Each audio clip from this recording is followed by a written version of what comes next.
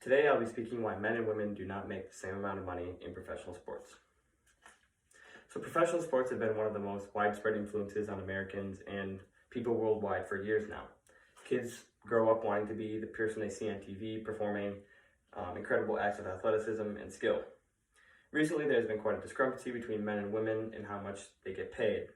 Men get paid hundreds of millions of dollars while women only get paid roughly 15 million. Some think that the pay between men and women should be the same, but I believe it shouldn't.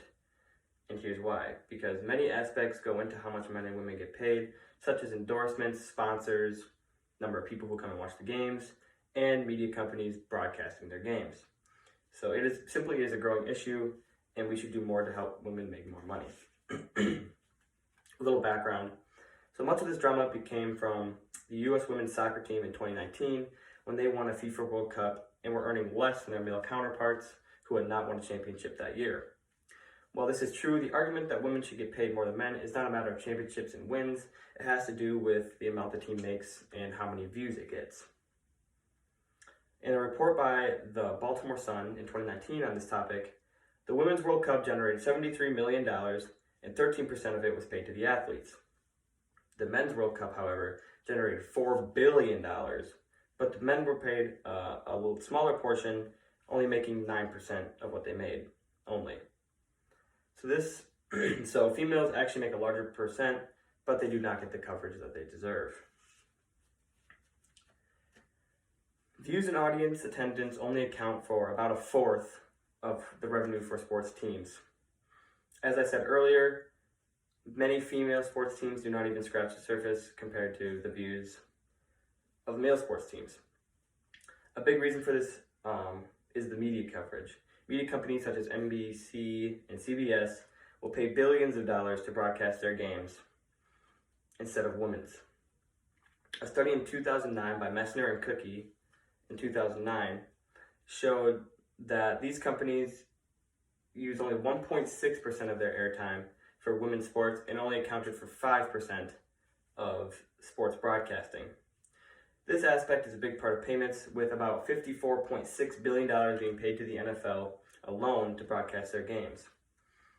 In a report by Mathewson in 2019, said that the Sports Super Bowl is the most watched TV program annually, so obviously media companies are going to want to be able to broadcast this game and get more views.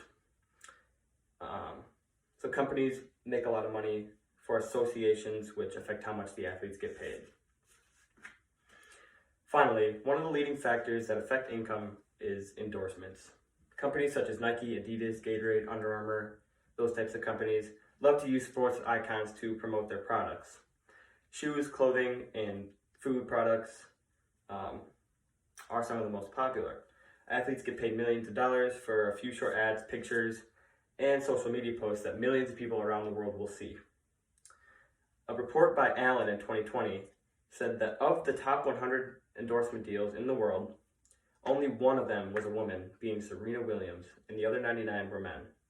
Another example of this is Nike has not made a signature shoe for a WNBA player in over 20 years. So this shows that companies make the most money by endorsing male athletes and don't even give women a chance. Overall, the fact that men and women should not make the same amount of money is correct. While it may not be fair, clothing brands and media companies are businesses and they're always looking to make the most money. We as Americans should always be looking to support our female athletes and give them an equal opportunity to earn as much as the men. Watching them on TV will give more reason to media companies to broadcast their games and will allow endorsers to have more interest in sponsoring them.